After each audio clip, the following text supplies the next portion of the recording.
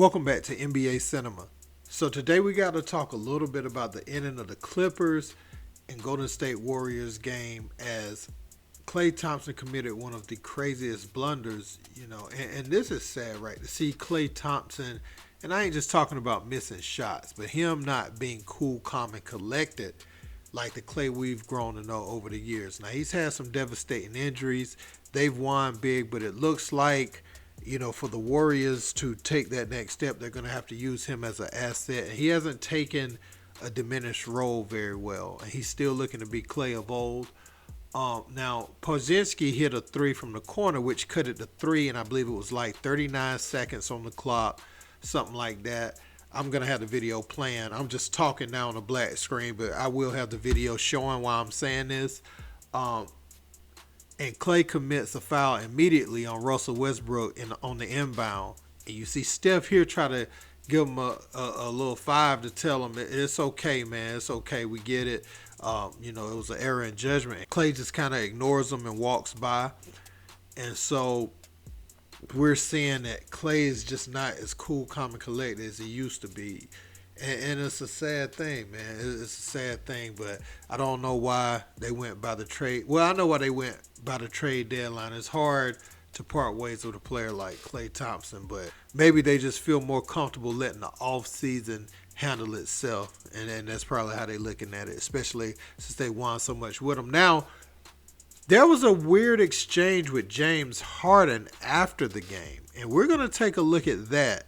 Steph Curry, and James, they went and dapped it up at the end of the game. And as Steph begins to walk off, James flings the towel at him and hits him forcibly.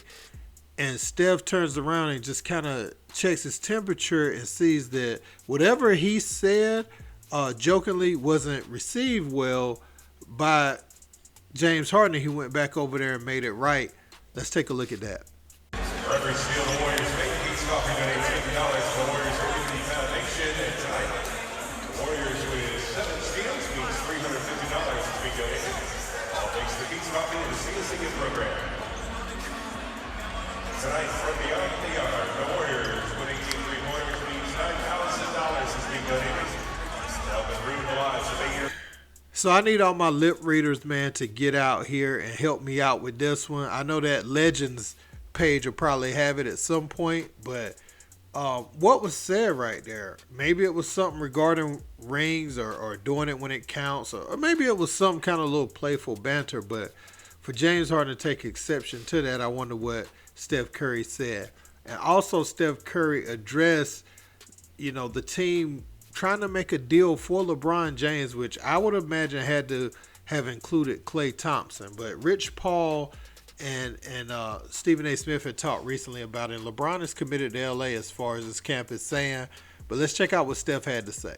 You might have heard or seen the report this morning that your owner made a bid for a fairly large, big-name player. Not asking you specifically about that, but does it ever surprise you when you hear about your team, fishing in the deep water here and, for anybody they can get at the top of the game? No, never surprised. It's always a surprise that stuff like that gets out, because I'm assuming that every team is making calls that if every fan or every fan base or media group would know about it, it would maybe normalize the conversations that happen, in the front office, especially around the trade deadline. When you're exploring around the league who's available, who's not, and gauging interest on that. So obviously a guy like LeBron, you would probably call just to see. I don't know what the depths of those conversations were, but that was a nice little surprise this morning, for sure. So, man, the Warriors, they have been playing better basketball as of late, and I thought maybe they were turning the corner, but you can just see that things will never be right with Klay in Golden State again. He would have to embrace a diminished role for the team to reach its maximum potential. I think Klay has won so many other accolades and has achieved so many other things. If he would take less money, go to the bench, Klay could still get his diet of shots the way he likes it. And and really thrive. I would have thought that in his older age or in injuries, you know what I'm saying, in this stage of his career, he would do whatever it took for the team as far as now get your money. So if the money don't work out and you can get another dollar amount that's better for you and your family, go get that. But I thought they would meet somewhere in the middle, and I'm wondering who's gonna pay Klay that $200 million that he seeks. I just can't imagine it at this point. Um, but also James Harden and Steph, that seemed rather sensitive to me that James Harden would react that way after dapping Steph up. You won the game. Steph, he's going to say what he's going to say. He's going to be a champion. He's going to be a competitor about it. But you have to take it, unless he said, something about his mama or just something crazy, you know what I'm saying? Which doesn't seem like Steph, seems like it was just about basketball. So I would love for someone to ask Harden what was the interaction there and what caused that sort of response to someone who's class personified like Steph Curry. And also the LeBron James thing, I think LBJ, he's just looking at whoever grabs Bronny. They're talking about the Lakers is looking at that possibility, him being at USC now.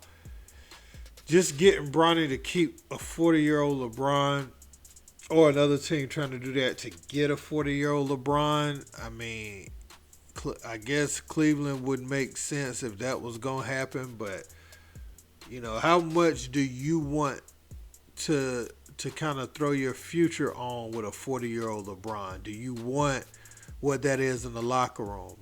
Teammates can't get on Bronny because LeBron's there. Or you can't go through the natural course of development as an NBA player. Veterans can't be veterans to him while LeBron's right there in the locker room. Do you really, really want that? You want a shielded player on the roster like that where his father is just dictating everything and being overprotective, over daddying the situation where grown men are in the locker room together? That's what I would ask, and in Golden State, maybe LeBron, if Golden State grabbed Bronny and LeBron went over there, I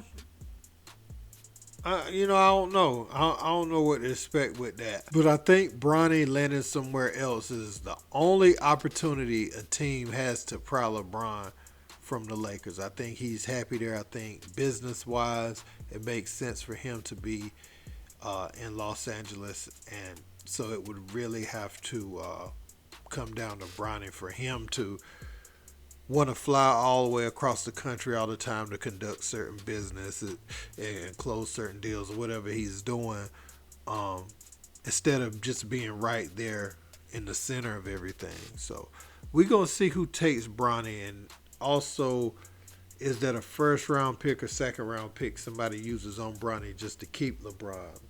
I'm pretty sure he's projected in the first round, but are you going to really pass up a big-time impact difference maker or someone you think or project could be a big difference maker right now to get a 40-year-old LeBron? That's going to be the question. But let me know what you guys think about this in the comment section.